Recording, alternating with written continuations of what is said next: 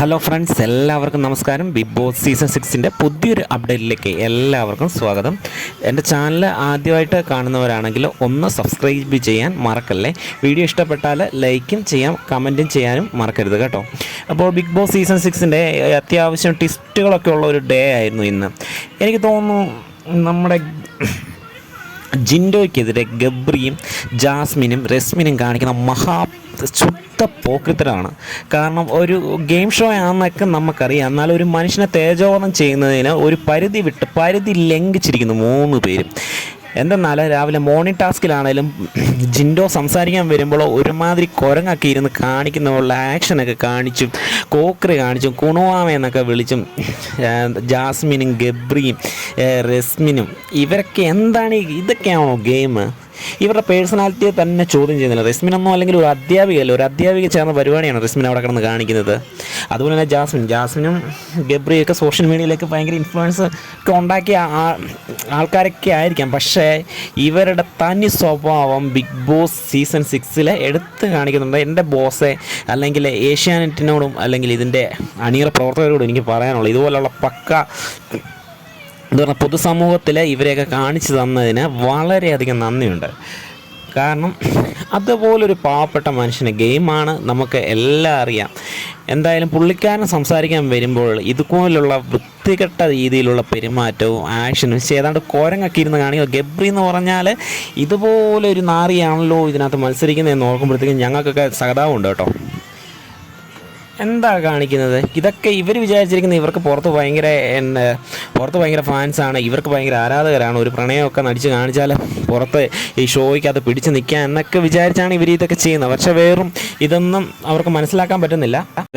രാവിലത്തെ മോർണിംഗ് ടാസ്കിലാണെങ്കിൽ തന്നെയും ജിൻഡോ സംസാരിക്കാൻ വരുമ്പോൾ ഇതേ പ്രവൃത്തി തന്നെയായിരുന്നു നമ്മുടെ ജാസ്മിനും ഗബ്രിയും റസ്മിന് ഒരു അധ്യാപികയൊക്കെയാണ്. പുള്ളിക്കാരി എങ്ങനെയാണ് ഇനി കോളേജിലൊക്കെ ചെന്ന സ്റ്റുഡൻസിനെ മാനേജ് ചെയ്യുന്നതെന്ന് പറയാൻ പറ്റത്തില്ല. പുറത്തിറങ്ങി കഴിയുമ്പോൾ ജാസ്മിനും ഗബ്രിയും ഞെട്ടും, കാരണം ഫുള്ള് നെഗറ്റീവാണ്. എന്താ ഈ ബിഗ് ബോസ് ഹൗസിൽ എന്താണ് സംസാരിക്കേണ്ടതെന്ന് പോലും ഇവർക്കറിയത്തില്ല. ജിൻഡോ എന്തോരം പറഞ്ഞാണോ എനിക്ക് കയറി പിടിക്കുക, ആവശ്യമില്ലാത്ത വാക്കുകൾ സംസാരിക്കാൻ ആ മനുഷ്യൻ മണ്ടനാണെങ്കിൽ ഇതുപോലൊരു വലിയൊരു ഷോയിൽ വരുമോ? ഇല്ല. ഇതൊക്കെ ഗബ്രി എന്നെ ചിന്തിക്കാതെ. എന്തായാലും ഇവരെത്രത്തോളം പുള്ളിയെ തളർത്താൻ ശ്രമിക്കുന്നു, എത്രത്തോളം കളിയാക്കുന്നു, അതിനനുസരിച്ച് പുള്ളിക്ക് വെളിയിൽ സപ്പോർട്ട് കൂടുകയാണെന്ന് ഈ മണ്ടന്മാർക്ക് ആരെങ്കിലും പറഞ്ഞു. എന്തായാലും ഇവരുടെ കളി ഒരു വൈൽഡ് കാർഡ് എൻട്രി വരുമ്പോൾ ജാസ്മിൻ്റെയും ഗബ്രിയുടെയും കളി അവിടെ തീരുകയാണ്. എന്തായാലും റസ്മിന് ഈ പവർ ടീമിലുള്ളത് കൊണ്ട് മാത്രമാണ് അവിടെ നിലനിന്ന് പോകുന്നത്. പുറത്തേക്ക് ഒരു നോമിനേഷനിലൊക്കെ വന്നാൽ റസ്മിൻ ഉറപ്പായിട്ടും പുറത്താകും. കാരണം ഇവർ 3 പേരുമാണ് ഈ ഷോയിൽ ഏറ്റവും കൂടുതൽ ഇറിറ്റേറ്റ് ചെയ്യുന്നത്. അതായത് പ്രേക്ഷകർക്ക് ഏറ്റവും കൂടുതൽ വെറുപ്പുള്ള 3 കണ്ടസ്റ്റൻസ് ഇവർ 3 പേരുമാണെന്നുള്ളത് യാതൊരു സംശയമില്ല. ഇവരുടെ വിചാരം ഇവർ ചെയ്യുന്ന എല്ലാം അങ്ങ് പുറത്ത് വലിയൊരു ഇമ്പാക്റ്റ് ഉണ്ടാക്കും, പുറത്ത് ഇവർക്ക് നല്ലൊരു സപ്പോർട്ട് ഉണ്ടെന്നൊക്കെയാണ്. എന്തായാലും ജാസ്മിൻ്റെ അപ്പന് വീണ്ടും അറ്റാക്ക് വരാൻ മിക്കവാറും ചാൻസ് ഉണ്ട്. ഇങ്ങനെ പോയാൽ പുള്ളിക്ക് അറ്റാക്ക് തന്നെ വരും, കാരണം അതുപോലത്തെ പരിപാടിയാണ് അവിടെ നിന്ന് കാണിക്കുന്നത്. എന്തായാലും നമുക്ക് ജാസ്മിൻ്റെ തനി സ്വഭാവം ഈ ഒരു ഷോയിലൂടെ അറിയാൻ സാധിച്ചതിൽ വളരെയധികം സന്തോഷമുണ്ട്. അതുപോലെ തന്നെ ഗബ്രി. എന്തായാലും 2 പേര്, ഈ 3 പേരാണ് ഈ ഷോയുടെ ഈ ബിഗ് ബോസ് സീസൺ 6 മൊത്തത്തിലുള്ളൊരു നിലവാരം നശിപ്പിച്ചിരിക്കുന്നത് എന്നാണ് എൻ്റെ ഒരു അഭിപ്രായം. നിങ്ങളുടെയൊക്കെ അഭിപ്രായം എന്താണെന്ന് ഇതുപോലൊക്കെ തന്നെ ആയിരിക്കും. കാരണം ഇതുവരെയുള്ള സീസണുകൾ ഇത്ര ഇറിറ്റേറ്റ് ആയിട്ടുള്ള ഒരാൾ പോലും ഇല്ലായിരുന്നു. കാരണം ഇതൊരു ഗെയിമാണ്, അതിൻ്റെയുള്ള പക്വതയെങ്കിലും ഇവർ 3 കാണിക്കേണ്ടത്. ആ മനുഷ്യന് സംസാരിക്കാനുള്ള ഒരു അവസരം കൊടുക്കുക. അതുപോലെ തന്നെ ഇന്ന് വൈകുന്നേരം ലൈവിൽ ടാർഗറ്റ് പ്രൊട്ടക്റ്റ് ഇഗ്നോർ ടാസ്ക് ഉണ്ടായിരുന്നു. ആ ടാസ്കിൽ ഗബ്രി വെറും പട്ടിഷോ എന്ന് പറഞ്ഞാൽ ഗബ്രി റസ്മിനും ജാസ്മിനും വെറും പട്ടിഷോ ആവട്ടെ. ഇവളുമാരുടെയൊക്കെ മുഖമൊക്കെ കണ്ടാലേ എന്താ പറയണ്ടേ, നമ്മുടെ സത്യഭാമ പറഞ്ഞ പോലെയൊക്കെ പറയേണ്ടി വരും.